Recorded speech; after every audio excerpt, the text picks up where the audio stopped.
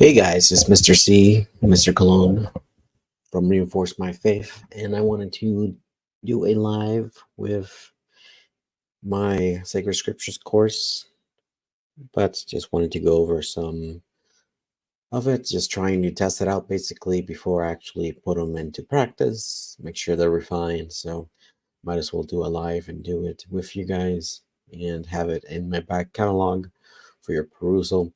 So, at the very least, at least you can have some understanding of where I'm going and what's important about the sacred scriptures, specifically the latter half of Genesis. So, if we get into this version here, we're really dealing with Genesis 12, 15, and 18. We're talking about Abram before he became Abraham, when God first met him, Melchizedek, and then his visit by the three individuals or persons, which we'll briefly touch upon. A lot of this information was previously taken from UTS textbook, which is the Understanding the Scriptures textbook, but a lot of it is just from memory, from reading, and then I'll cite my sources there towards the end. And I'll go ahead and take myself off, so it could be the full screen here. Here we go, and that is a little bit better. And we start off with words or quotes of the day, and those are usually good to set us up to what's upcoming. We talk about circumcision, which on the right there in definition, if it's so small, it reads the visible sign of God's covenant with Abraham. Circumcision set people of God apart from other nations. So something about what we'll call a Jewish people, but it will be the Hebrews of the Old Testament, and how God chose them out of other people, and how he has specific boundaries and rules, how he sets them apart, and they set themselves apart, a type of eternal strangers, if you will, at least before the time of Christ, which we can talk about either in the course when we get to the Maccabean in the first century, in the second temple era of Judaism and Christianity. And the quote really highlights what the main purpose of this talk is here, and that is God speaking to Abraham and his promise, which is, I'll make of you a great nation, and I will bless you, and I will make your name great, so that there will be a blessing. By you all the families of the earth shall be blessed. This is specifically from Genesis 12, verses 1 through 3, and this is also further reinforced and emphasized in Genesis 15, 17, and then 22, and all throughout the scriptures. And I have here from the Great Adventure Bible, the early world patriarchs and Egypt and Exodus, just a timeline of where we are. So we are in 12 to 50, and we're here on the year 1700s BC, before Christ. So about 4,000 years ago, Abraham, the ancient Near East, in Genesis. So let us continue on with the next slide and kind of bring you to where we are. And we are here in Genesis 12 to 18. Abram's call, God's three oaths, initial journey to Egypt, study of Lot, the mysterious Melchizedek, king of Salem. Ishmael is born, and a promise to Sarai, or Sarah, who will become Sarah. And as we have been the first part of Genesis, if it's divided into the prehistory of the early world, antediluvian to an extent, right? The diluvian would be post Genesis 3, and then pre-flood. So that's that world, that mysterious world. And then we have a Tower of Babel narrative, and that's really the dividing point of the first half of Genesis to the second half, from the creation of the world to the Tower of Babel. That is the first chunk of Genesis. And then we have Genesis 12, the new part of the patriarchs, which starts off with Abram or Abraham, and then goes on to Jacob, and then Joseph. He has it at Genesis 11:27, technically, when they start talking about him, but that's a good division point of the literary structure of Genesis, and how the patriarchs are really what hold this section of books down. And what we'll talk about again is the covenants as a vehicle of understanding the scriptures. That is the main true point about God's promise after the post Genesis 3 world, that he will redeem mankind and build up his people. And here is a from Catholic Introduction to the Bible, it is its own outline, which it's, if you take Genesis 11 to 22, it believes that it has, as you can see, this parallelism, right? We're really going to focus on Abraham's 11 to 22 here. And that is from genealogy till the genealogy of Nahor, that they all have parallels to each other, or at least it claims to. Some of this may be a little forced or stretched, but I think it overall, like, it can work. I'm more comfortable with this kind of division here, right? It's just Abraham, Jacob, and Joseph, as opposed to these. But they could be, it could be seen that way, and it's a good visual representation of what is going on. So, if you find that helpful, and I think I find it a little bit helpful as well. I think just a TLDR on each of the biblical books, who wrote them, what time were they set in, and an outline is really helpful in terms of understanding a good background picture before you delve into it. And then once you read it, you can go back and read the themes, and so that way it's not colored. Your reading is not colored. Although ultimately, being Catholic, it's always final authority is what the church and the early church fathers or just church fathers have said about the scriptures. But if you're going to do a solo reading, invoke the Holy Spirit, the Holy Ghost, pray beforehand. Go ahead and maybe just read them, cold turkey, or take a look at the outline if you're going to read the whole book, and then go on from there, and then go back and see if there's themes that you yourself picked that other authors have. So I think there's just multiple ways to read that. And we have here a slide, not mine, but I think helpful, from Abraham in terms of his journey, starting from the land of Ur, which I believe, by memory, it's modern day Iraq. I could be wrong about that. I should know my geographic history better, current and ancient. But anyways, so he leaves Ur, he's called by God, and then he takes all these trips here. Goes to the promised land, goes to Egypt, and then returns to the promised land. And there is a documentary that when I was a physical, but I mean in person school teacher, Abraham, father of the faith, or it was from the 90s, and it kind of touched upon this. It's very Jewish in the sense that it talked about really from their perspective how Abraham, and it brought in some rabbinic sources about him and his father being an idol makers before God called them, and how God talked to Abram, and then he destroyed all the idols and decided to worship Yahweh, the one true God. And it has little bits and pieces. I think it's good ultimately, or at least it was. I remember showing parts of it, and the music, and then the commentary. It's still a little bit paused or lib, but I think it gives you good overall pictures, as opposed to just these slides that could at times be boring or stagnant. But anyways, overview or key ideas. God called Abram to leave his family and home when he was 75 years old, and Abram obeyed. So God calls you, even at no matter what age. It's almost like you always had this feeling that God has a calling for you. Maybe he has already called and you haven't answered, or from you hear God's still small voice, like Elijah heard.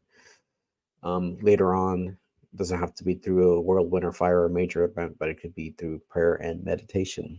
I think I usually, all these slides with a lot of information I usually had read as the more important out of all the things said here. So read here is God promised Abram land, kingship, and worldwide blessing, promises that would be fulfilled later in Moses.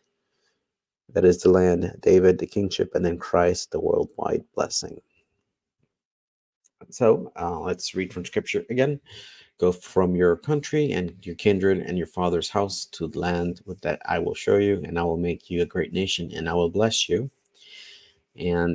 but make your name great, so that you will be a blessing. I will bless those who bless you, and him who curses I will curse, and by all the families of the earth you shall be blessed themselves. By you and all the families of the earth shall be blessed themselves. So Abraham went as the Lord had said to him, and he took Sarai his wife, and Lot his brother's son, and all their possessions which they have gathered, and they set forth to go to the land of Canaan. In there, I jumped to Genesis 14. As you can see here, if we go back So we hear spiritual journey. Sarah goes to foreign place, and we have some shenanigans in Sodom and Gomorrah, and I'll come back later, right? It's a famous story, but so we're here talking about Genesis 14 after a battle, about a Melchizedek, Malachi king, Sedek, righteousness of Jerusalem, and Salem means peace. So this guy shows up, and he mysteriously appears out of nowhere in Genesis 14, verses 17 to 20, and this is what I'm going to read. After Abram's return, the king of Sodom went out to meet him in the valley of Shebeth, and Melchizedek, king of Salem, brought out bread and wine. He was a priest of God of the Most High, and he blessed him and said, I should probably also underline, make cred priest of God. But Melchizedek of Salem brought out bread and wine, and he was a priest of God and the Most High, and he blessed him and said, Blessed be Abram by God the Most High, maker of heaven and earth, and blessed be God Most High, who has delivered your enemies into your hand. And then Abram gave him a tenth of everything, tithing, that's where the name comes from. So he gives this guy who comes out of nowhere, who offers him bread and wine. Tithing, as a Christian, you can see the typological interpretation of this passage and how it could apply to the New Testament, foreshadowing Christ being I forgot which of the New Testament letters, but it mentions that Christ as a priest of the order of Melchizedek or something to that effect. So Melchizedek, Melchi king, Sedek righteousness of Jerusalem, Jerusalem of peace. We have here that he gave bread and wine to Abraham, we'll call him Abraham, and Garahan gave him a tithe.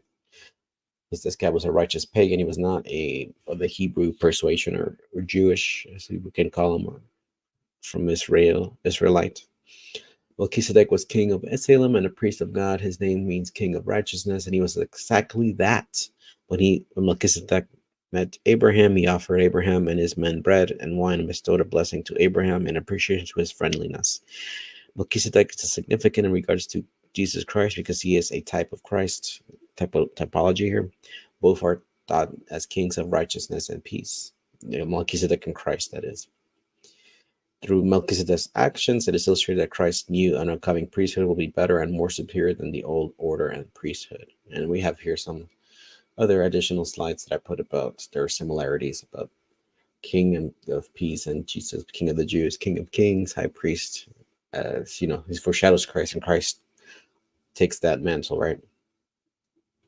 So we have here that God promised Abraham land, a nation, a kingship, and worldwide blessing. Each of these promises were fulfilled in other covenants later in salvation history. God reinforced each promise with a covenant oath.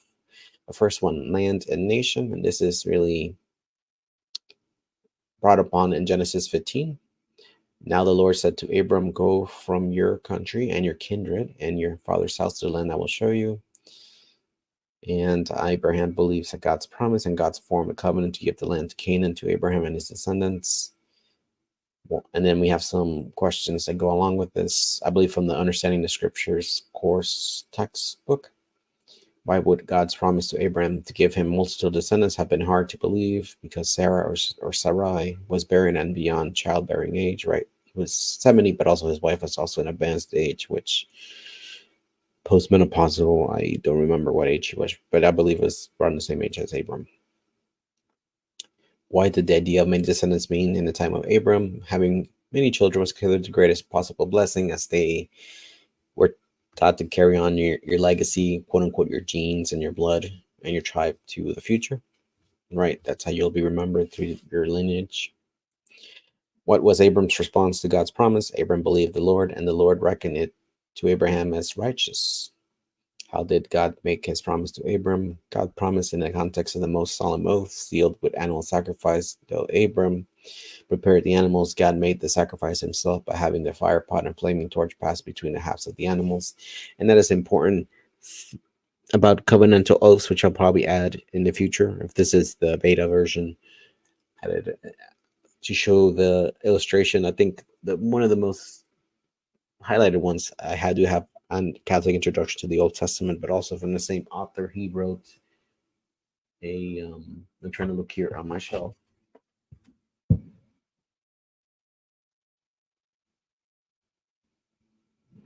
Bible basics for Catholics and the New Testament basics from Catholics might have this. He also has Psalm basics for Catholics as well, John Bergsma, and he has the illustration of what it means to, slaughter of animals and put them in halves, and then this notion of coming together to make this covenantal promise about this is what you are signing on to. So covenants and covenant oaths are a big, big deal.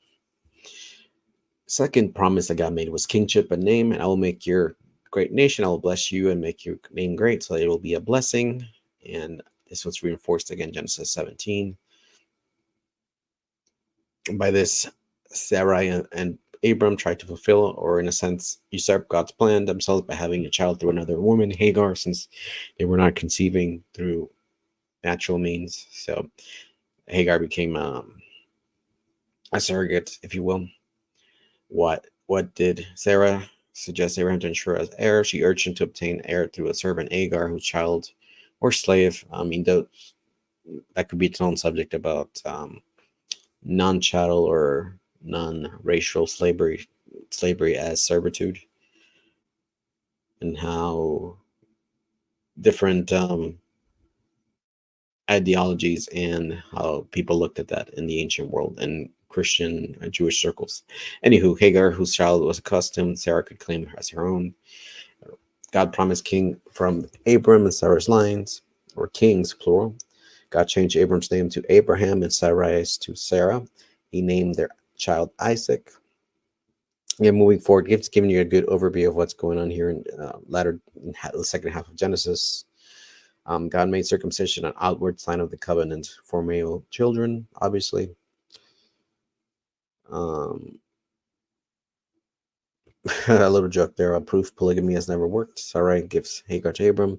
This is the original reason why women today know better than to allow younger women around their men. A son promised to Abraham and Sarah. And we have here a curious portrayal from Genesis 17. 18, I believe, or we have here. Okay. And I'll probably have to better. Yes, Genesis 18.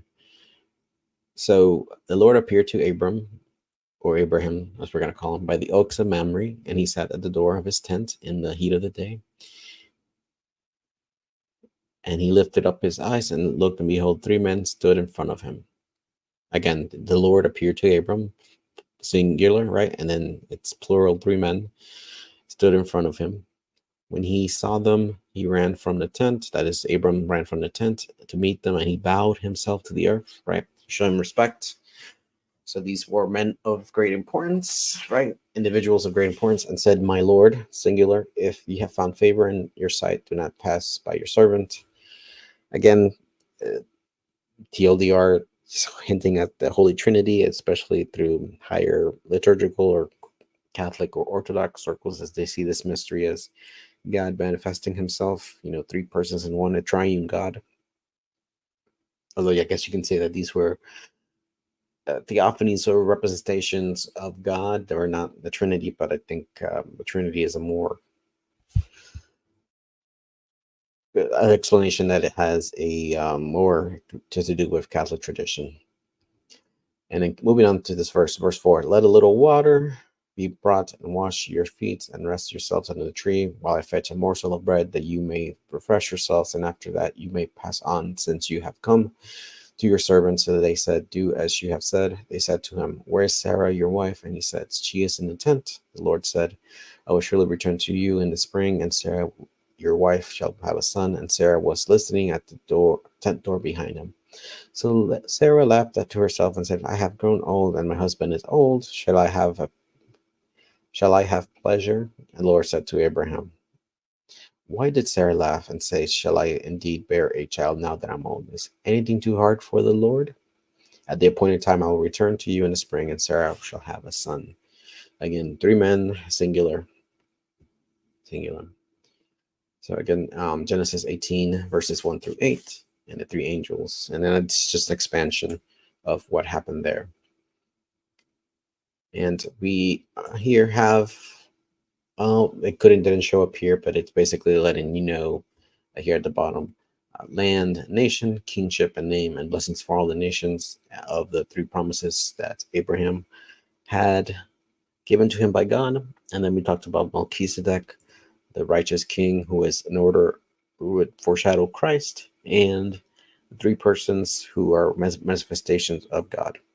So thank you so much for joining me for this impromptu, in a sense, or late notice journey through the second half of Genesis, the first part of that, the first part of the Abraham cycle. If you're going through this, Unit 3, Lesson 2 would be talking about Sodom and Gomorrah and the binding of Isaac. So Abraham, how I break it down is two parts. Introduce Abram, and then you introduce Abraham, and then from there you go to talk to you about Joseph, or Jacob and Israel, the same person, right? And then Joseph. So that's how I round out the overview of Genesis. Thank you so much, guys. This has been Mr. C from Reinforce My Faith. Come say hi and come join me as we take this journey together, especially for post-confirmation Catholics, either whether you're young or old, who want to strengthen their faith or reinforce their faith. And I hope to see you and hear from you soon. Take care, God bless, and seek the true, the good, and the beautiful.